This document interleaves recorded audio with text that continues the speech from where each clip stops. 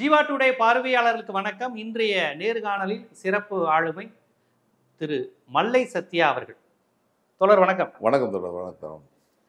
நீங்கள் மதிமுகவில் இருக்கீங்களா இல்லையான்னு கேட்கறதுக்கு முன்னாடி நான் உங்களை பார்க்கும்போது உங்கள் இதயத்துக்கு பக்கத்தில் வைகோ இருக்கிறார். கையில் மோதிரம் இருக்கு. முகத்தை துடைக்கும் போது இதை பார்த்தேன், கட்சிப்பை பார்த்தேன். நான் இப்போ அந்த கேள்வியை கேட்கவா வேணாமான்னு எனக்கு தெரியல. நான் இப்போ ஒரு பொதுவான ஒரு இது வந்து வைகோக்கும் இவருக்கும் ஒரு மனக்கசப்பு ஏற்பட்டுருச்சு, இவர் விமர்சனம் பண்ணுறாரு, இவர் வெளியேறிட்டாரு அப்படிங்கிற மாதிரியான செய்திகள் பொதுவாக வர்றது இந்த மாதிரி நேரத்தில். ஆனால் உங்களை பார்த்தா நீங்கள் இன்னும் வைகோ தான் அவங்க சட்டைப்பையில் இருக்கிறார், கை மோதிரத்தில் இருக்கிறார், இதயத்துக்குள்ளும் அவர் தான் இருக்கிறாருங்கிற மாதிரியான ஒரு தோற்றத்தை தான் எனக்கு ரொம்ப ஒரு சாமானியனாக எனக்கு தோணுது. இதை நாங்கள் எப்படி புரிஞ்சுக்க? ஒரு கட்சியில் இருந்து தான் தலைவருடைய படத்தை இதயத்தில் வைக்கணும், கையில் மோந்திரம் போட்டுக்கணும் என்பது இல்லை. அவர் ஆற்றியிருக்கின்ற பணி, அவர் தந்திருக்கிற தமிழ்நாட்டுடைய ஜீவாருமைக்காக அவர் போராடி இருக்கின்ற போராட்டங்கள், என்னுடைய அரசியல் நெடும்பயணத்துக்கு காரணமானவர் அவர் தான். அவரை நான் மறந்துட்டேன்னா நன்றி மறந்தவனாக இருப்பேன். அப்போ அவர் என்னுடைய அடையாளம் என்கின்ற போது அவருடைய அடையாளத்தை தாங்கி நான் உலகம் முழுவதும் பயணித்தவனாக இருக்கின்றேன். மறுமலை திமுகவில் இருந்து துணை பொதுச் செயலாளர் பொறுப்பிலிருந்து நான் இன்னும் நீக்கப்படவில்லை. எப்பொழுது வேணாலும் அந்த தகவல் வரலாம். இருந்தாலும் தலைவருக்காக நான் தலைவருடைய சித்தாந்தங்களை, தன்னுடைய லட்சியங்களை இதயத்தில் தாங்கி என்னுடைய பயணத்தை தொடர்ந்து கொண்டிருக்கிறேன். எனவே அவர் என்னுடைய அடையாளம். என்னை விட்டு தலைவர் வைகோ அவர்களை பிரிக்கின்ற ஒரே சக்தி மரணத்திற்கு மட்டுமே உண்டு என்பதை நான் தொடர்ந்து பதிவு செய்து கொண்டு வருகிறேன். மேடையில் கூட நான் பேசியிருக்கிறேன். வாழ்வதென்றாலும் வீழ்வதென்றாலும் லட்சிய தலைவர் வைகோ ஒருவருக்காக மட்டும்தான் வாழ்வோம், அவர் ஒருவருக்காக மட்டும்தான் வீழ்வோம் என்பது அது என்னுடைய வாழ்க்கை, அது வார்த்தை வரியல்ல, என்னுடைய வாழ்க்கை நெறியாக கொண்டவர். இது நீங்கள் சொல்கிறது புரிஞ்சுக்க முடியுது. ஏன்னா நான் ஊடகவியலாளராக மதிமுக என்றாலே சென்னையில் உங்கள் முகம், சென்னை மட்டும் இல்லை தமிழ்நாடு அளவில் மதிமுகனா உங்களுடைய முகம், உங்களுடைய பேர் தான் எங்களுக்கெல்லாம் வரும். நாங்கள் உங்களை தான் தொடர்பு கொள்வோம். அதெல்லாம் நிறையா நினைவு இருக்கிறது. குறிப்பாக ஈழ போராட்டங்களில் நீங்கள் வள்ளூர் கோட்டமாக இருக்கட்டும், மெரினா பீச்சாக இருக்கட்டும், மே 17 நினைவேந்தலாக இருக்கட்டும், எல்லாம் உங்களுடைய பேச்சுக்கள் தான் பத்திரிகையாளர்கள் குறிப்பெடுப்பாங்க. குறிப்பாக அந்த உளவுத்துறை குறித்து ஒரு முறை நீங்கள் சொன்னதெல்லாம் பயங்கரமான இது.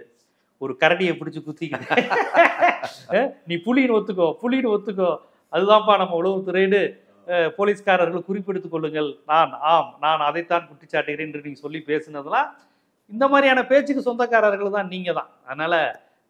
அதனால மதிமுக அப்படிப்பட்டவர்களை உருவாக்கி வைத்திருக்கிறது. ஈழம், தமிழ், முல்லை பெரியாறு, காவேரி அப்படின்னு இல்லை. இப்போ எனக்கு என்னன்னா, இப்போ கூட நீங்கள் அந்த தளத்திலிருந்து பேசுகிறீங்க. இதை விட பல மடங்கு கலைஞரை பற்றி வைகோ அவர்கள் பேசாத பேச்சு கிடையாது. எவ்வளவோ உயர்ந்து என் நாடி நரம்பு ரத்தம் எல்லாம் என் தலைவர் கலைஞர் தான் சொன்னது, என்னுடைய போர்வாள் வைகோ என்று கலைஞர் சொன்னது. ஆனால் அதுக்கப்புறம் என்ன நடந்ததுன்னு தெரியும், தனி கட்சியெல்லாம் கண்டாங்க. நீங்கள் இன்னும் அந்த ஸ்டேஜுக்கு வரலையோ, இன்னும் அந்த தளத்திலே இருக்கீங்களோன்னு எனக்கு தோணுது. ஏன்னா நான் பார்த்துருக்கோம், இதே திராவிட இயக்கம், இதே கலைஞர் வைகோ, நீங்களாம் வேற வேற கிடையாதுல்ல. உங்கள் தளம் வந்து ஒன்று தானே, திராவிட இயக்க தளம் தானே.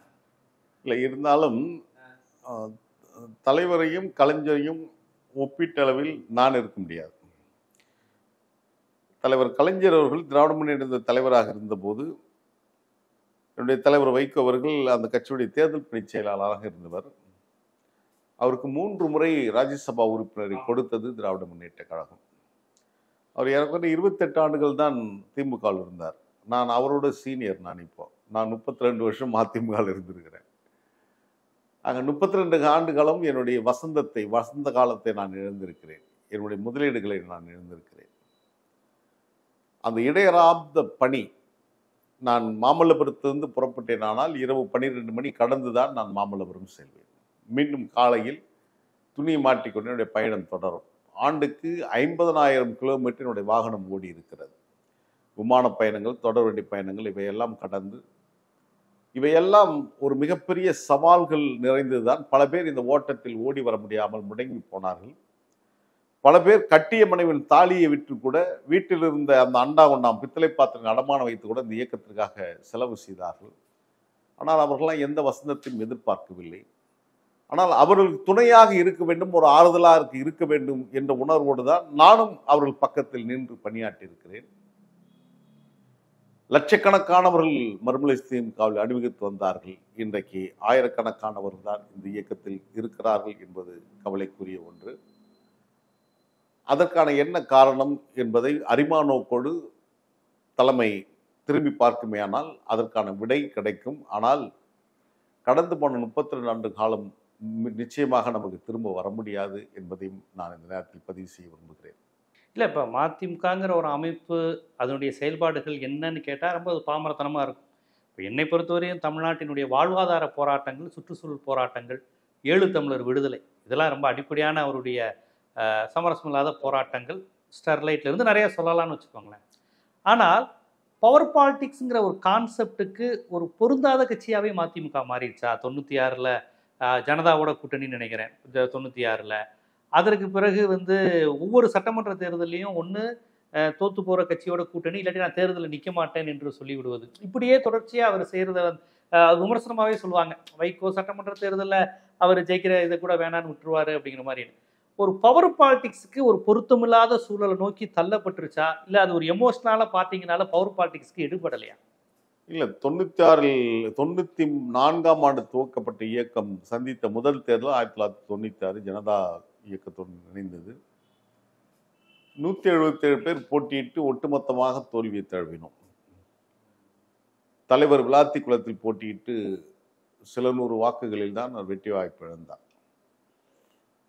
அதற்கு பின்பாக அதிமுகவுடன் கூட்டணி அமைத்து 3 நாடாளுமன்ற உறுப்பினர்களை பெற்றது. 2021 மட்டும் தலைவர் வைகோ அவர்கள் வேறு முடிவு எடுக்காமல் இருந்திருப்பாரானால் 22 தொகுதிகளுக்கு ஒப்பந்தம் திமுகவுடன் கையெழுத்து போட்டுவிட்டு அறிவாலயத்திலிருந்து வெளியே வந்தவர் அதே உறுதிப்பாட்டோடு இருந்திருப்பாரானால் இந்த இயக்கம் ஒருவேளை வெற்றி சமவெளிக்கு வந்திருக்கலாம். ஆனால் அவர் எடுத்த உணர்ச்சி வசப்பட்டு எடுத்த முடிவுகள் இயக்கம் தனியாக மீண்டும் களங்காண நேரிட்டது. ஒட்டுமொத்தமான தோல்வி, வீழ்ச்சி, பொருளாதார இழப்பு. ஒரு வேட்பாளர் நிற்பது என்பது சாதாரண விஷயம் அல்ல. உன்னுடைய கேரக்டர் அசாசினேஷன் பண்ணுவது. நான் மாமல்லபுரத்தில் முதல் பேரூராட்சி மன்ற தலைவர். அதற்கு பின்பாக அந்த வெற்றி வாய்ப்பு எங்கள் கிட்டவில்லை. 96ல் தோத்தோம், திரும்ப 2001 தோத்தோம். அப்படின்னா ஒரு அரசியல் கட்சி செயல்பாட்டில் இவங்க ராசி இல்லாத ஆட்கள் என்று முத்திரை குத்திப்பாங்க. அதுதான் தலைவர் வைகோ அவர்களுக்கும் திமுகவில் இருந்தபோது நடைபெற்றது. அப்போ ராசி இல்லாத கட்சி, ராசி இல்லாதவர்கள், இவர்களுக்கு சரி வராது அப்படின்னு ஒரு நிலைமைகள். 2026 பொருந்தாத கூட்டணி. அதிமுகவுடைய பொதுச் செயலாளர் மையா ஜெயலலிதா அவர்கள் தலைவர் வைகோ அவர்கள் விடுதலை புலிகள் ஆதரித்து பேசினார் என்பதற்காக 19 மாதம் 1.25 வருடம் 570 நாட்கள் சிறை வைத்தார்கள்.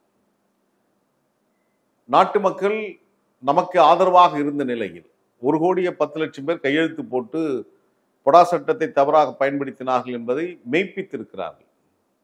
தமிழ்நாடு முழுவதும் ஆர்ப்பாட்டங்கள், பட்டினி போராட்டங்கள், நடைபயணங்கள், கையெழுத்து இயக்கம் என்று இடையறாத போராட்டங்கள் நடைபெற்றது. ஆக ஒரு அரசுக்கு எதிரான வியூகங்கள் கனிந்திருந்தது. தலைவர் வெளியே நாடாளுமன்ற தேர்தலை சந்தித்த போது 40க்கு 40 என்று வெற்றி வாகி சூடியது. அடுத்த 2 ஆண்டுகளில் சட்டமன்ற தேர்தல். இங்கேயும் முரண்பட்டது மறுமலை திமுக, அதிமுகவுடன் கூட்டணி. அது திருச்சி மாநாடு வரையும் போக வேண்டிய வைகோ கட்ட விட்ட திமுக வச்சு அது கோபத்துல இது பண்ணாங்க சொல்லுவாங்க. ஆமா. அப்போ 2006 எடுத்த தவறான முடிவு இன்று வரையிலும் அந்த இயக்கம் மக்களின் நம்பிக்கை இழந்து இன்று வரையில் எழுந்து நிற்க முடியாத ஒரு இடத்திற்கு தள்ளப்பட்டிருக்கிறது. இப்போ இனிமேல் இந்த இயக்கத்திற்கான எதிர்காலம் என்னன்னா, ஒரு 4 தொகுதி 5 தொகுதி என்ற நிலைமைக்கு தான் மறுமலை திமுக நிலைப்பாடுகள் இருக்கிறது. அடுத்து நாங்கள் இப்போ ஒருவேளை இப்போ என்ன நாளைக்கோ நாளை மறுநாளோ ஒருவேளை என்ன நீக்கினாலும் 2026 இவங்க ஒன்றும் ஆட்சிக்கு வந்துட முடிய போறதில்லை. இல்லை, என்னை நீக்கினதால் ஒருவேளை அதிகபட்ச தொகுதி கிடைக்குமானா கிடைக்க போறதில்லை. எனவே தொடர்ந்து அவர் மேல இருக்கிற ஒரு குற்றச்சாட்டு சொல்லுவாங்க, சரியான நேரத்தில் தவறான முடிவு எடுப்போம் என்பது. எனவே இப்பொழுதும் அது போன்ற தவறான முடிவுகள் எடுத்து விடாமல் எஞ்சி இருப்பவர்களாகி பாதுகாப்பதற்கு அங்க இருக்கின்ற முன்னணி தோழர்களுக்காவது ஒரு வாய்ப்பினை உருவாக்கி தர வேண்டும் என்பதுதான் இப்பொழுது இருக்கிற கட்டமாக மறுமலை திமுகவுக்கு இருக்கிறது. இல்லை, இப்போ உள்ள நிலையில் திமுக கூட்டணி குறித்து எதிர்த்தரப்பினர் சொல்றது மதிமுக வெளியே போயிடும், விடுதலை சிறுத்தைகள் இழுத்துருவாங்க, இந்த மாதிரியான அது எதிர்கட்சியில் வழக்கமாக சொல்றதுதான். ஆனால் குறைந்தபட்சம் 6 சீட்டுங்கிற விஷயத்த மறுத்து எல்லா கட்சிகளும் 10 சீட்டுக்கு மேல கேட்பாங்கங்கிறாங்க. மதிமுக அந்த மாதிரி எண்ணத்துல இருக்குமா? அப்படி இருந்தா திமுக கூட்டணி தருமா? இல்ல கடந்த முறை மாதிரி 6 தானா? இல்ல மதிமுக முதன்மை செயலாளர் துரை வந்து திருச்சியில பேட்டி கொடுக்கும் 12 தொகுதி எங்களுக்கு திமுக வேணும், எங்கள் கட்சியோட அங்கீகாரம் எங்களுக்கு வேணும் அப்படின்னாரு. அதற்கப்புறம் 22ஆம் தேதி ஜூன் 22ஆம் தேதி பொதுக்குழுல வந்து அதிக தொகுதிகளை கேட்டு பெற்று கட்சியின் அங்கீகாரத்தை பெற வேண்டும் என்று அவர் அறிக்கை கொடுத்தாரு. தீர்மானம் நிறைவேற்றப்பட்டது. ஆனா அதுக்கப்புறம் என்ன நடந்ததுன்னு தெரியல. உடனடியாகவே நாங்க இப்படி கேட்கல, 12 தொகுதி நாங்க யாரும் கேட்கல. அது வைகோ தான் சொன்னார் நினைக்கிறேன். ஆமா, அவர் சொன்னார், யாரோ வழிபக்கம் சொன்னான்றதுக்காக நீங்க அதை போய் பேசிக்கிட்டு, நாங்க அப்படி கேட்கல. அப்ப இரட்டை இலக்கம் உங்களுடைய இலக்கு இல்லையா அப்படின்னா, நான் அப்படி சொன்னேன்னா அந்த பத்திரிகையாளர்களை ரொம்ப கடுமையா கடிந்துக்கிட்டார். அப்போ இரட்டை இலக்கம் என்பதா அல்லது ஒற்றை இலக்கம் என்பதா அல்லது துரை சொன்ன 12 தொகுதியா என்பதை கட்சி தான் விளக்கணும். எனவே கடினமான சூழல் தான் அவங்க தள்ளப்படணும் இந்த மாதிரி நேரத்தில். கடந்த முறையான ஒரு 6 சீட்டு இல்லாட்டி அது குறைச்சுங்கிற மாதிரி தான் திமுக. அது நம்மளுக்கு தெரியாது. ஏன்னா கூட்டணி அவங்க எடுக்கின்ற முடிவு நமக்கு தெரியாது. கூட்டணியுடைய தலைமை ஏன்னா அவங்க என்ன முடிவு எடுக்க போறாங்க நமக்கு தெரியாது. இப்ப இந்த நிலையில் உங்களுடைய மதிமுகவினுடைய இந்த பிளவுங்கிறது என்ன மாதிரியான ஒரு தாக்கத்தை ஏற்படுத்தும்? இதை வந்து நீங்க உணர்ந்திருக்கீங்களா? அதாவது பொதுவா திராவிட கட்சிகள் சம்பத்து காலத்திலேருந்தே பிளவுபட்டு தான் வருது. திராவிட இயக்கத்தை ஒன்றும் அசைச்சிக்க முடியல. சம்பத் அவர்கள் பிரிஞ்சாங்க, அதுக்கப்புறம் அதுக்கப்புறம் எம்ஜிஆர் அவர்களுடைய பிரிவு, அதுக்கப்புறம் மதிமுகனுடைய பிளவு, அதுக்கு அடுத்த ஒரு பெரிய பிளவா இருந்தது. இப்ப கட்சிகள் இப்படியே பிளவுபட்டு போறதை வந்து நீங்க எப்படி பாக்குறீங்க? இது தமிழ்நாட்டு அரசியல் களத்தில் எப்படி போகும்? இப்படி ஒவ்வொரு ஆளுமைகளா பிரிஞ்சு போறது, ஓரணியில் நிற்காம 2, 3, 4 சிதறதை எப்படி பாக்குறீங்க? கருத்தியல் ரீதியாக எங்கே தடுமாற்றம் ஏற்படுகிறதோ அப்பொழுது இது போன்ற கருத்து மோதல்கள் வரும். திராவிட இயக்கத்தின் திரிபுவாதிகளாக மாறுகின்ற போது அது போன்ற எண்ணங்கள் சித்தாந்தங்கள் உருவெடுக்கும். எனவேதான் சொல்லின் செல்வர் ஈவிகே சம்பத் வந்து இந்த சில்வர் டங் ஆரக்டர் என்று அண்ணாவால் ஆராதிக்கப்பட்டார். இந்தி மொழி பேசாத மக்கள் விரும்புகின்றவர்கள் இந்தியை புகுத்த மாட்டோம் என்ற உத்தரவாதத்தை பெற்று தந்தவர் ஈவிகே சம்பத் அவர்கள். அப்பேற்பட்ட தலைவர். அவர் வந்து தந்தை பெரியார் வீட்டு பிள்ளை. அவர் ஒரு இயக்கம் கண்டார், 4 ஆண்டுகள் தான். அவர் காலத்திலேயே அது தேசிய நீரோடையில் கரைந்து காலாமல் காங்கிரஸ் மாதிரி போயிட்டார். அதுபோலதான் மற்ற இயக்கங்கள் உருவானது. புரட்சி தலைவருடைய அந்த செல்வாக்கு, அந்த திரைப்படத்துறை அது ரொம்ப பெரிய வலுவாக இருந்தது. 94 மறுமலை திமுக உருவாகின்ற போது தலைவர் வைகோ அவர்கள் வந்து ஒரு நட்சத்திர சினிமா பின்னணி கொண்டவர் அல்ல. ஆனால் மாறாக ஒரு களப்போராளியாக, ஒரு செயல்பாட்டாளராக, நாடாளுமன்றத்தில் சிறப்பாக பணியாற்றியவர் என்ற முத்திரையோடு ஈழத்தமிழர்களுக்கு ஆதரவான குரல் ஒலித்த காரணத்தினால் அவர் மீது நம்பிக்கை இளைஞர்களுக்கு திராவிட முன்னேற்றத்தில் உருவானது. எனவே 94 மறுமலை திமுக உருவானது. இந்த இயக்கம் இன்னும் 100 ஆண்டுகள் கடந்து தன்னுடைய வெற்றி சரித்திரத்தை செய்ய வேண்டும். ஆனால் அதற்கான சூழல் இப்பொழுது இருக்கிறதா என்ற கேள்விகள் உருவாக்கி கொண்டு வருகிறது. ஏனென்று சொன்னால் டெமோக்ரஸி மீன் டிஸ்கஷன் என்று சொல்வார்கள். கருத்து மோதல் இருக்கலாம், பெரும்பான்மை கருத்தை ஏற்றுக்கொள்ள வேண்டும். 2006 அதிமுக கூட்டணியில் போகக்கூடாது என்று வலியுறுத்தியவர்கள் நான். என்னுடைய கருத்து சிறுபான்மை. பெரும்பான்மை கருத்தை ஏற்றுக்கொண்டு அன்னைக்கு கூட்டணிக்கு போனாங்க. பெரும்பான்மை கருத்து என்பதற்காக நான் சிறுபான்மையாக நான் விலகி போகல. ஆனால் பெரும்பான்மை கருத்து என்று சொன்னவர்கள் இன்றைக்கு விலகி போயிருக்காங்க. அப்போ கொள்கைவாதிகளை, லட்சியவாதிகளை இயக்கம் தக்க வைத்துக் கொள்வதில் தடுமாற்றம் ஏற்படுகிறது. மறுமலை திமுகவுடைய 32 ஆண்டு கால பயணத்தில் வைகோவுக்கு அடுத்து 2ஆம் கட்ட தலைவர்களை அடையாளப்படுத்த தவறிவிட்டார்கள். மகத்தான தலைவர்கள், மகத்தான ஆளுமை மிக்க நாவரசர்கள், மகத்தான எழுத்தாளர்கள் எல்லாம் இந்த இயக்கத்தில் இருந்தார்கள். ஏன் அவர்கள் வெளியேற்றப்பட்டார்கள் என்று பார்க்கின்ற போது கருத்தியல் ரீதியாக அவர்களுடைய எண்ணங்கள், செயல்பாடுகளை வலியுறுத்துகின்ற தளம் மறுமலை திமுகவில் இல்லை என்ற உணர்வு அவர்களுக்கு ஏற்படுகிறது. எனவேதான் அடுத்த தலைமை வேணாம்னு நினைக்கிறாங்களா?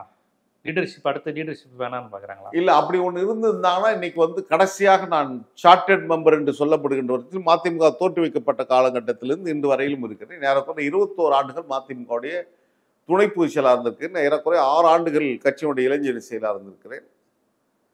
அப்போ எனக்கான அங்கீகாரம் துணை பொதுச் செயலாளர் என்பதை கடந்து கட்சிக்கு அதுக்கு மேல எந்த பொறுப்பும் எனக்கு வழங்கப்படவில்லை. நேற்று வரையிலும் இருந்தவர்கள் இன்னைக்கு திடீர்னு வந்து கட்சியினுடைய உயர் பதவிக்கு வராங்க. அப்ப ஏன் எனக்கு அந்த இடத்துல நீங்க கொடுக்க மறுக்கிறீர்கள்? எது உங்களை தடுக்கிறது? நான் கருத்தியல் ரீதியாக பணியாற்றவில்லையா? கருத்தியல் ரீதியாக போராடுவியா? களத்தில் நின்று நான் போராடவில்லையா? நான் வழக்கை சந்திக்கவில்லை. மறுமலை திமுகவில் தலைவர் வைகோ அவர்களுக்கு அடுத்து அதிகபட்சமான வழக்குகளை சுமந்தவர் நான். 32 வழக்குகள், 25 வழக்குகள் மாண்புமிகு தமிழ்நாடு முதலமைச்சர் தளபதி அவர்கள் பொறுப்பேற்றதற்கு போராட்ட வழக்குகள் ரத்து செய்யப்படுகின்ற போது என்னுடைய 25 வழக்குகள் தள்ளுவு செய்யப்படுகிறது. 7 வழக்குகள் நீதிமன்றத்தில் இருந்தது. அதையும் உடைத்து இப்பொழுது ஒரு சகஜ நிலைக்கு வந்திருக்கிறோம். இதுபோல் வழக்குகள் சுமந்தவர்கள் யார் இருக்கிறார்கள் மறுமலை திமுகவில்? என்னுடைய பாஸ்போர்ட்டே முடக்கப்பட்டது. அதுக்கு பின்னால் தான் அது பெற்றோம். ஆக இப்பேற்பட்ட களங்களில் களமாடிய என்னை கொச்சைப்படுத்துவது, சிறுமைப்படுத்துவது, அவமானப்படுத்துவது, அலைக்கழிப்பது, ஒரு தகுதியில்லாத நபர்களை விட்டு என்னை விட்டு இட்டுக்கட்டி அவதூறை பரப்புகின்ற செயலை நீங்க தகுதியில்லாத நபர் அவர் அப்படி செய்யறாங்கிற அந்த விஷயத்த தொடர்ச்சியா பேசுறாங்க. வைகோ அவர்களுடைய நிலைப்பாடு என்ன? அதுதான் இப்ப துரை வைகோ அவர்கள் உங்களை புறந்தள்ளுறாரு, உங்களை வந்து இவ்வளவு உங்களுக்கான சீனியாரிட்டி, உங்களுக்கான உழைப்புக்கான அங்கீகாரத்தை தர மறுக்கிறார் அப்படிங்கன்னா, அவர் நேற்று வந்தவர் நீங்க சொன்னது போல. அப்ப வந்து வைகோ அந்த இடத்துல என்ன ஸ்டாண்ட் எடுக்கணும்? என்னுடைய தளபதி, என் தம்பி, கட்சியினுடைய அடையாளம், தூண் அப்படிங்கிற 32 ஆண்டு கால வரலாற்றை அவரளவா அழுது குட்டி இருக்கணும், அவரளவா ஆர்ப்பரித்து பேசியிருக்கணும். அவர் செய்திருந்தார்னா ஒரு உயர்ந்த மதிப்பீடு பெற்றிருப்பார். அவர் ஏதோ அழுத்தங்களுக்கு ஏதோ ஒரு காரணங்களுக்கு இப்போ குறை சொல்லலாம். பார்த்தியா, அதால் தான் நாங்கள் வந்து அவர் அப்போ பண்ணலை அப்படின்ட்டு. இது நீங்கள் எடுத்த முடிவுகளுக்கு ஒரு ஜஸ்டிஃபை பண்ணது, நியாயம் கற்பிப்பதற்கு இந்த வார்த்தைகளை நீங்கள் பயன்படுத்தலாம். ஆனால் உண்மை அதுவல்ல. நீங்கள் அந்த உரிய பிரதிநிதித்துவத்தை வழங்கப்படவில்லை என்ற குற்றச்சாட்டை யாராலும் மறுக்க முடியாது. இல்லை, அது அவர்கள் துறை வைகோ அவர்கள் வந்ததுக்கு பிறகுதான் அதை நீங்கள் உணர்ந்தீங்களா?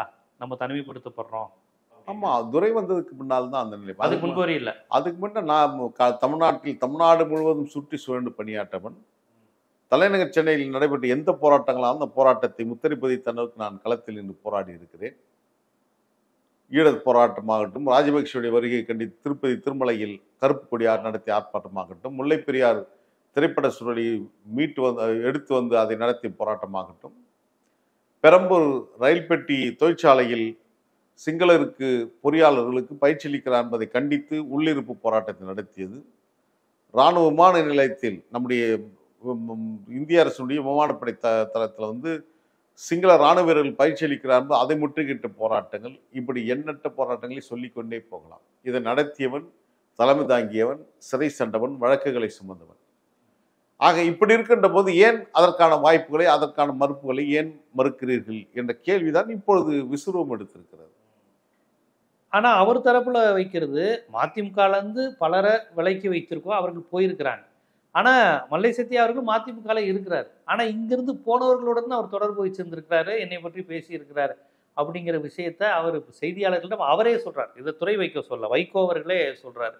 யாரெல்லாம் என்கிட்ட இருந்து போனாங்களோ அவங்களோட அவ்வளவு தூரம் தொடர்பு வச்சிருந்தா அப்புறம் நாங்க துரோகின்னு தானே சொல்ல முடியும் அப்படிங்கிற அந்த வாதத்தை தான் அவர் வைக்கிறார். இல்ல, துரோகி என்று சொல்வதற்கு பல உதாரணங்கள் இருக்கிறது.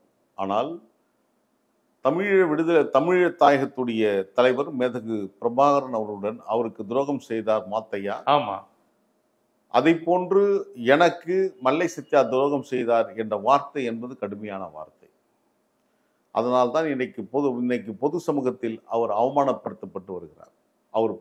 அவர் கேள்விக்குள்ளாக்கப்படுகிறார். எனவே எந்த வார்த்தையை பயன்படுத்த வேண்டும் என்ற புரிதல் கூட ஒரு 50 ஆண்டுகளை கடந்த ஒரு அரசியல் தலைவருக்கு இல்லை என்கின்ற கவலை எனக்கு இருக்கிறது. நான் என்ன துரோகம் செய்தேன் என்பதை அவர்கள் வெளிப்படையாக தெரிவிக்கணும். இல்லை, நான் அப்படி செய்திருந்தா நீங்க கூப்பிட்டு விசாரிக்கணும். எனவே எதுவுமே இல்லாமல் ஒரு அவதூறு, குற்றச்சாட்டு என்பது வேறு, அவதூறு என்பது. இவர்கள் செய்வது அவதூறு. குற்றச்சாட்டுனா அது நிரூபிக்கப்படணும். குற்றச்சாட்டு நியாயவான்களும் வைப்பாங்க, நிரூபிக்கப்படலாம். அது அவதூறாகத்தான் முடியும். எனவே இவங்க பரப்புவது எல்லாமே அவதூறுகள். குற்றச்சாட்டாக இருந்தால் அது நிரூபிக்க வேண்டிய கடமை தலைமைக்கு இருக்கிறது. ஸோ உங்களுக்கு துரோகின்னு சொன்னதை நிரூபிக்க வேண்டிய கடமை அவங்களுக்கு இருக்குங்கிறீங்க? நிச்சயமா அவங்க சொல்லணும். ஏன்னா அன்றைக்கு தலைவர் கலைஞர் அவர்கள் தலைவர் வைகோ அவர்களை நீக்குகின்ற போது இது போன்ற சொல்லிட்டு சும்மா அனுப்பல. அதுக்கு மாறாக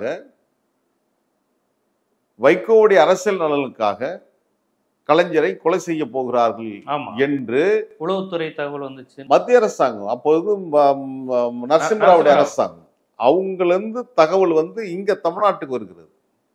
இங்க இருக்கிற உள்துறை மூலமாகத்தான் அந்த கடிதம் டாக்டர் கலைஞருக்கு வருது. இங்க வந்து அதிமுகவுடைய பொதுச் செயலாளர், அதிமுக ஆட்சி நடக்கிறது.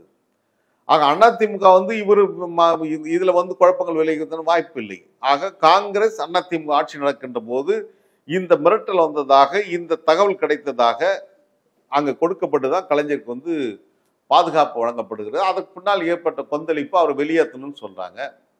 இப்ப நான் அது போன்று ஏதாவது செய்து அதற்கான தகவல் இருக்கிறதா என்ற கேள்வி இப்பொழுது நியாயமாக எல்லாரும் கேட்கிறாங்க. உங்களுக்கான அந்த ரசீது அவங்களுக்கு வச்சிருந்தாங்க, உளவுத்துறை ரிப்போர்ட். மல்லை சத்யாவுக்கு என்ன ரிப்போர்ட் இருக்குது காட்டுங்க. அதுதானே வெளிப்படைத்தன்மை, அதுதானே அரசியல், அது காட்டணும். இல்ல இப்ப மற்றவர்கள் போனதுக்கும் மல்லை சத்யா போனதுக்கு என்ன வித்தியாசம்? மல்லை சத்யா இன்னும் போல, இன்னும் மதிமுக தான் இருக்கிறாரு. என்ன இருக்கிறாரு? ஓ, ஒரு மன வருத்தத்தோட இருக்கிறாரு. ஆமா, இன்னும் அவன் அதிகாரப்பூர்வமா நான் இன்னும் நீக்கப்படல. நான் இப்போ ஒரு துணை பொதுச்செயலாளர் தான் இருக்கிறேன். அதனால நான் இன்னும் இருக்கிறேன். நடவடிக்கை இருக்கிறாருன்னா அவங்க எடுக்கட்டும்னு தான் வெயிட் பண்றீங்க. அது அவங்க கட்சி, அவங்க என்ன வேணாலும் பண்ணலாம். ஏன்னா இப்போ ஒரு ஜனநாயக கட்சி என்றால் அது குறித்த விவாதங்கள் எழும்பணும். நான் என்ன தவறு செய்தன்றது இது மாதிரி ஒரு அரங்கத்தில் கூப்பிட்டு பேசணும். என்ன தப்பு பண்ண, இது மாதிரி குற்றச்சாட்டு வந்திருக்குதுன்னு சொல்லணும். அதை விட்டுட்டு நீங்க நிர்வாகிகள் கூட்டத்தில் போய் பேசுறது வந்து தவறு. நான் ஒரு தலைமை கழக நிர்வாகி. தலைமை கழக நிர்வாகினா பொதுச் செயலாளருடைய இதில் நான் இருக்கு, உங்களோட கீழே நான் இருக்கிறேன். நான் என்ன தவறு செய்த தலைமை கழக நிர்வாகிகிட்ட கூப்பிட்டு வந்து விசாரிச்சுட்டு இது நிரூபிக்கப்பட்டால் அதுக்கப்புறம் போய் நீங்க நான் நீக்குவதற்கான காரணங்களை அங்க இருக்கிற நிர்வாகிகளிடம் நீங்க சொல்லி நீக்கலாம். எந்தவித கலந்த ஆலோசனையும் இல்லாமல், எந்தவித விசாரணையும் இல்லாமல் நான் இப்பொழுது குற்றவாளி கொண்டில் நின்று கொண்டிருக்கிறேன், தீர்ப்பு வாசிக்கப்பட்டு விட்டது, நான் துரோகி என்று. அடுத்து தண்டனை நிறைவேற்றப்படணும். அது என்ன தண்டனையாக இருக்கும்? தலைவருடைய சொல் பிரகாரம் நான் இப்ப சொல்வது என்று சொன்னால், தலைவர் பிரபாகரனுக்கு விரோதமாக மாத்தியா செயல்பட்டார் என்று சொன்னால் மாத்தியாவுக்கு மரண தண்டனை விதிக்கப்பட்டது. அப்ப வைகோக்கு எதிராக அதையே நீங்கள் ஒப்பீடு பண்ணுகின்ற போது, வைகோக்கு எதிராக துரோகம் செய்தார் மல்லை சத்யா என்று சொன்னால் மல்லை சத்யாவுக்கு அதி தண்டனை தான் வழங்க போகிறார்களா? இந்த கேள்வி எழுகிறது. அது காலம் பதில் சொல்லும், என்ன தண்டனை கொடுக்க போறாங்கன்றது. எனவே அது ஒரு போராளி அந்த அமைப்பையும் இது இங்க இருக்க அமைப்பையும் நீங்க ஒப்பிட முடியாது. அது கரெக்ட். ஆனால் ஒரு இன விடுதலைக்காக போராடி ஒரு இயக்கத்தினுடைய வரலாற்றை ஒரு அரசியலுக்காக, நீங்க விளம்பர அரசியலுக்காக நீங்க அதை பயன்படுத்தி தப்புன்றது இன்னைக்கு உலக தமிழ் பேசுகிறார்கள். அதை தவறு செய்திருக்கிறார் தலைவர். உணர்ந்தாரான்னு எனக்கு தெரியல. அவர் உணர்ந்திருந்தால் ஒருவேளை அது குறித்து பொதுவெளியில் சொல்லியிருக்கலாம். அது அது அந்த செய்தி நான் சொல்லியிருக்க கூடாது, நான் கடந்து போய் ஏதோ ஞாபகத்தை சொல்லிட்டேன்னு சொல்லியிருக்கலாம். அல்லது அந்த ஊடகத்திடம் சொல்லி அதை நீங்க தவிர்த்திருக்குன்னு சொல்லியிருக்கலாம். ஆனால் முழு பேட்டி வந்திருக்கிறது. அது எப்படி வந்தது? அப்போ தலைவருக்கு விருப்பம் வந்திருக்கு, அந்த முழு பேட்டியும் வரணும் அப்படின்னு அவர் நினைச்சிருக்கிறார். அது வெளியே வந்திருக்கிறது. எனவேதான் இன்றைக்கு வந்து பொது சமூகம் அவர் மீது குற்றச்சாட்டை வைத்திருக்கிறார். மதிமுக விடுதலை புலிகளை நீங்க இனத்திற்கான அமைப்புகள், அதில் நாங்கள் பயணித்து வருங்கிற அந்த உரிமையிலிருந்து உங்களுக்கு கோபமும் ஆவேசமும் அந்த உணர்வு ரீதியான தார்மீக அறம்லாம் வருது. இல்லை, இன விடுதலைக்கான போராடுகின்ற அந்த இயக்கத்துடைய வரலாற்றை சாதாரண ஒரு அரசியலுக்காக, விளம்பர அரசியலுக்காக அதை நீங்க பயன்படுத்தி இருக்க கூடாது. வேற ஏதாவது சொல்லிட்டு போயிருக்கலாம். இல்லை, இப்போ உங்களை போன்ற பலர் வந்து துறை வைக்க முக்கியத்துவம் பெறுகிறார். அவருக்கு என்ன திடீர்னு நேற்று வரையும் தொழிலதிபராக இருந்தார், அரசியலுக்குள்ள வர்றாரு, ஈழத்துக்கு போராடினாரா, முல்லை பெரியாருக்கு நின்னாராங்கிற கேள்வியெல்லாம் கேட்குறீங்க. அவர் களத்திற்கு வரும்போதே எப்படி நீங்க இவ்வளவு பெரிய இடத்த நீங்க தரலாம் அப்படிங்கிற கேள்வியை கேட்கல. இல்லை, அப்போ வாரிசு அரசியல்ங்கிற கான்செப்டை நீங்க ஏத்துக்கிட்டீங்கன்னு தானே அர்த்தம். இல்லை, அதுல என்னன்னா, கட்சியுடைய தலைவருடைய மகன். இப்ப தலைவருக்கு ஏதாவது கேள்வி கேட்டுட்டு நீங்க அந்த கட்சியில நீடிக்க முடியும்னு நினைக்கிறீங்களா? யாரோ எழுதிய பதிவுகளுக்கு நான் தான் காரணம்னு சொல்லி என்னை வந்து நீக்குகின்ற அளவுக்கு கேட்டு வந்து ஒரு நிலைமை உருவாக்குறாங்க. அப்ப நேரடியாகவே இப்போ தோழர்கள் அது தப்புன்னு பேசுறவங்க, தப்புன்னு நினைக்கின்றவங்க அப்போ பேசினாங்கன்னா அவங்கள கட்சியில இருக்க முடியுமா மதிமுகல? எனவே அவருக்காக பொறுத்துட்டு இருந்திருப்பாங்க. அவ்வளவுதான் செய்தி. அதுல இல்ல, இப்ப நீங்க அவர் வரும்போது நீங்க அவர் கேட்கல, அது ஒரு ஜனநாயக அமைப்பு தானே. ஆமா, என்ன தலைவரே இது என்ன, அது திடீர்னு இவ்வளவு பெரிய பொறுப்பை தம்பிக்கு கொடுக்குறீங்க, அவர் அடிப்படை மட்டத்திலேருந்து வரட்டும், களத்துக்கு வந்து வரட்டும். மதிமுக யார் வேணாலும் சேரலாம், அவர் பையங்கிறதுக்காக இல்ல. இவ்வளோ பெரிய பொறுப்பை நீங்கள் கொடுக்குறீங்கன்னா அப்போ அது இவ்வளோ நாள் நம்ம பேசின ஜனநாயகம் என்னாகிறது அடிப்படை இதுவும் ஒரு சராசரி ஒரு முதலாளித்துவ கட்சி, வாரிசு அரசியல் கட்சி, குடும்ப கட்சின்னு போயிருமேங்கிற கேள்வியெல்லாம் கேட்கலாம். ஏன்னா சேக்குவாரையிலேருந்து பிடல் காஸ்ட்ரோலேருந்து மார்க்சியம், முதலாளித்துவம், சுற்றுச்சூழல்னு எல்லா அரசியலையும் அவர் உட்பட நீங்கள் எல்லாரும் மேடையில் பேசுவதை நாங்கள் கேட்டிருக்கோம். உங்க பெரியார்லேருந்து அண்ணால் ஆரம்பிச்சிங்கன்னா நீங்கள் எல்லாருமே கிரேக்கம் எல்லாத்தையும் பேசுவீங்க. சேக்குவாரை, பிடல் காஸ்ட்ரோவை சிபிஎம் மேடையை விட மதிமுக மேடையில் தான் நானும் அதிகம் கேட்டிருக்கேன். அலெக்சாண்டர்லேருந்து எல்லாவற்றையும். அது காரணம் அறிஞர் அண்ணா அந்த பாணியை உடையவர். பேசும்போது பாண்டிய மன்னனுக்கும் ரோமாபுரிக்கும் உள்ள தொடர்பு தெரியுமா தம்பின்னு கேட்டு தான் ஆரம்பிப்பார். அந்த பாணியிலேருந்து தான் நீங்கள் எல்லாரும் அண்ணாவின் தம்பிங்கிற அடிப்பில் பேசுறீங்க. இது எல்லாமே அப்போ பேச்சுக்கு தானா? மேடையில் தானா இவ்வளவு இலக்கியம், ஜனநாயகம், பாண்டியன், சோழன், வரலாறு இது எல்லாமே ஒரு வரும்போது இது ஒரு கேள்வியாக கூட கேட்குற அளவுக்கு இல்லையா அமைப்பு? கேட்டவங்க எல்லாருமே வெளியேற்றப்பட்டார்கள். உங்களுக்கு முன்னாடி வெளியேற்றப்பட்டவர்களாம். இப்போ துரை வந்த பிறகு இது சரியில்லை என்று சொன்ன கட்சியினுடைய அவைத்தலைவர் திருப்பூர் துரைசாமி வெளியேற்றப்பட்டார், நெருக்கடிக்குள்ளானார். திருப்பூர் துரைசாமி பழைய அண்ணா காலத்து எம்ஜிஆர் நீக்கப்பட்ட போது எம்ஜிஆருக்கு எதிராக களம் கண்டவர் திமுக. அதே போல விருதுநகர் மாவட்ட செயலர், மூத்த மாவட்ட செயலர் ஆர்.எம். சண்முக சுந்தரம், அவர் அவமதிக்கப்பட்டார். அவர் அந்த மாவட்டத்தில் இருக்கின்ற போதே மாவட்ட செயல்வர் கூட்டத்தை கலிங்கப்பட்டு நிறுத்தினாங்க. அது எந்த விதத்தில் நியாயம்? அப்போ கட்சி கட்டுப்பாட்டை மீறியது யாரு? நீங்க தான் மீறுறீங்க. அதே போல் தான் நம்ம புலவர் செவந்தியப்பன், டிஆர்ஆர் செங்குட்டுவன் மாவட்ட செயலாளர் இருக்கிறாரு. அந்த மாவட்டத்துக்குள்ள போகும்போது அந்த மாவட்ட செயலாளர் சொல்லாமல் நம்ம உள்ள போக முடியுமா? அப்போ நீங்களே அந்த மாவட்ட செயலாளர் மதிக்கலைன்னா, நீங்களே அந்த ஜனநாயக கமிட்டி ஆட்டவில்லை என்று சொன்னால் அப்புறம் யாரை மதிப்பாங்க? ஆக இதெல்லாம் சொன்னதால் தான் வெளியேற்றப்பட்டால். ஈஸ்வரன் அப்படிதான் வெளியேற்றப்பட்டார். அழகுசுந்தர் அப்படிதான் ஒதுங்கி இருக்கிறாரு. இது போல முன்னணி தலைவர்கள்லாம் ஒதுங்கி ஏறக்குறைய அவர்கள்லாம் இயக்கத்தை விட்டு வெளியேறிவிட்டார்கள். அவர்கள் தங்களுடைய கடமை இருந்தாலும் நான் தலைவருக்காக அந்த தலைவருடைய மகன் அரசியலுக்கு வரணும்னு விரும்பி நான் தான் முதலாக அந்த மௌனத்தை கலைத்தவன். நான் தான் அவருக்கான வாக்கெடுப்பேன். நானும் ஓட்டு போட்டிருக்கிறேன். ஆனால் இருந்தாலும் நான் குறிவைக்கப்பட்டிருக்கிறேன். இன்றைக்கு நிலைமைகள் வேறு நிலையில் நிற்கிறது. சரி, இது இப்போ நீங்கள் கொண்ட கொள்கைகளுக்கான இது இல்லையா? இப்போ வலதுசாரிகளுக்கும் சங் பரிவார்களும் இன்று இந்தியா முழுவதும் திராவிட ஆமாம். இப்போ இந்த மாதிரியான நேரத்தில் நீங்கள் பழைய பகையெல்லாம் மறந்து தான் திமுக கூட்டணி, மதிமுக, இந்தியா கூட்டணின்னு ஒரு பெரிய பேச்சாளர், அவருடைய இதெல்லாம் கிடைச்சிருக்கு. வலதுசாரி சங் பரிவார தோலுரிக்கக்கூடிய ஆற்றல் உள்ள ஒரு பேச்சாளர் வைகோ அவர்கள். நீங்கள் போன்றவரெல்லாம் பேசினா பெரியார்லேருந்து ஆரம்பித்து பேசுவீங்க. இப்போ உங்களுக்குள்ள சண்டை போட்டுக்கவே நேரம் சரியா இருக்கே. இப்போ அது ஒரு முக்கியமான தடைக்கல் ஆகலையா? இல்லை, அது உண்மைதான். அது கவலைக்குரிய ஒன்று தான். ஆனால் அதை சீர்தூக்கி பார்த்து இந்த பிரச்சனைகளை சரியாக கையாள வேண்டிய கடமை தலைமைக்கு தான் இருக்குது, தலைவருக்கு தான் இருக்குது. அவர் ஏன் அது செய்யலைன்றது தான் இப்போது கேள்வி. நான் தவறு செய்தேன்னா என்னை கூப்பிட்டு கேட்கணும், ஏன் அந்த மாதிரி தவறு நடந்ததுன்னு கேட்கணும். நான் சொல்வதை அதற்கான நடவடிக்கை எடுக்கணும். எந்த நடவடிக்கையும் இல்லை, மாறாக என்னை அலட்சியப்படுத்துவதிலே உங்களுடைய காலங்கள் விரயமாய் கொண்டிருக்கிறது. இந்த சண்டை பிரிவு வந்ததற்கு பிறகு எல்லாரும் பொதுவாக பத்திரிகையில் எழுதுறது, விவாதங்களை பேசுறது மல்லை சத்யா ஸ்டாலினை சந்திக்க போகிறார், முதலமைச்சரை அவர் சந்திப்பார். நீங்கள் பாருங்கள், திமுகவும் இதை கவனிச்சுக்கிட்டு தான் இருக்குது. திமுகவிலே அவர் இணைய வாய்ப்பு அதிகம். அவர் திராவிட இயக்க கொள்கைங்கிற அடிப்பில் அவரால் வேற எங்கேயும் பயணிக்க முடியாது. அதனால் அதிமுக மாதிரி இப்போ திராவிடத்திலிருந்து பிறந்திருக்கிறாங்க, போக வாய்ப்பு இல்லை. அதனால் இவரும் வாஞ்சியுடன் முதலமைச்சர் ஏற்றுக்குவார். கூடிய சீக்கிரம் பாருங்கள், ஸ்டாலினை எப்போது அவர் சந்திக்க போகிறார், அவர் நேரம் பேசியிருப்பாங்க. அதனால் விரைவில் அவர் அறிவாலயத்துக்கு செல்ல வாய்ப்பு இருக்கிறது அப்படிங்கிற ஒரு செய்தி தொடர்ச்சியாக வருது. கண்டிப்பாக அது உங்கள் காதுக்கும் வந்திருக்கும். ஏன்னா நான் கேட்குற எனக்கு வந்திருக்குங்கிறப்போ உங்களுக்கு சம்மந்தப்பட்ட விஷயம் வந்திருக்காது. ஸ்டாலின் சந்திப்பு விரைவில் நிகழ இருக்கிறதா? ஸ்டாலினுடன் சந்திப்பு எப்போது? அவர் தமிழ்நாட்டுடைய முதலமைச்சர், திமுகவுடைய தலைவர். என் மீது அன்பு கொண்டவர், மாற்றமில்லை. அவர் ஒரு மிகப்பெரிய பக்குவப்பட்ட அரசியல் தலைவராக இப்போ மிளிர்ந்திருக்கிறார். 2026 சட்டமன்ற தேர்தல் என்பது மிகப்பெரிய சவாலுக்குரிய ஒன்று. ஆக்டோபஸ் கரங்கொண்டு பாஜக திராவிட இயக்கத்தை வீழ்த்தணும்னு துடிக்கிறாங்க. திராவிட மாடல் பொற்கால ஆட்சியை எப்படியாவது அகற்றப்பட வேண்டும் என்ற துடிப்பு அமித்ஷாவுக்கும் மோடிக்கும் இருக்கிறது. அதுக்காக பல பிராகிதம் எடுத்துட்டு இருக்காங்க.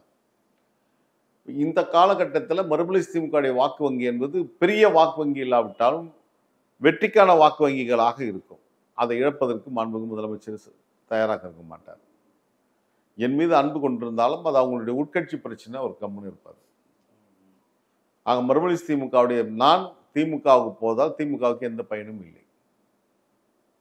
எனவே இப்பொழுது அதுக்கான வாய்ப்புகள் இல்லவே இல்லை என்பதுதான் உண்மை. இல்லை, நீங்கள் இந்த மாதிரி நேரத்தில் ஒருவேளை அதிமுகலேருந்து விலக வேண்டிய நிலை வந்தால் அவர் திமுகவுக்கு போவாருங்க. அவரால் அரசியல் இயங்காமல் இருக்க முடியாது. தேர்தல் களத்தில் திமுகவுக்கு துணையாக இருப்பார், திமுகவிலே இணைந்து செயல்படுவார். அதனால எப்படி முதலமைச்சரை சந்திப்பாருங்கிற மாதிரி விஷயத்த சொல்றாங்க. ஒரு கருத்தியலாக இயங்குவதற்கு ஒரு இயக்கம் தேவை, மாற்றம் இல்லை. ஒரு இயக்கம் இல்லாமல் தனி மனிதனாக நின்று கருத்தியலை பேசுவது பெரிய தவறு இல்லைல்ல. அது சரி. கண்டிப்பாக கருத்தியல் ரீதியாக இயங்குவோம், கருத்தியல் ரீதியாக போராடுவோம், எல்லா பணிகளிலும் முன்னின்று செய்வோம்.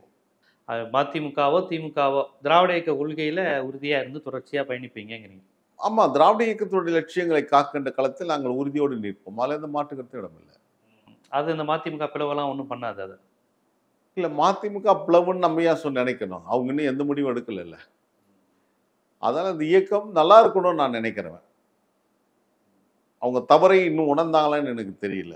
மேலும் மேலும் என்னை கொச்சைப்படுத்துவது, சிறுமைப்படுத்துவது என்ற முறையில் தான் இப்பொழுது கொஞ்சம் பேர் பேசுறதுக்கு அனுப்பிச்சிட்டு இருக்கிறாங்க.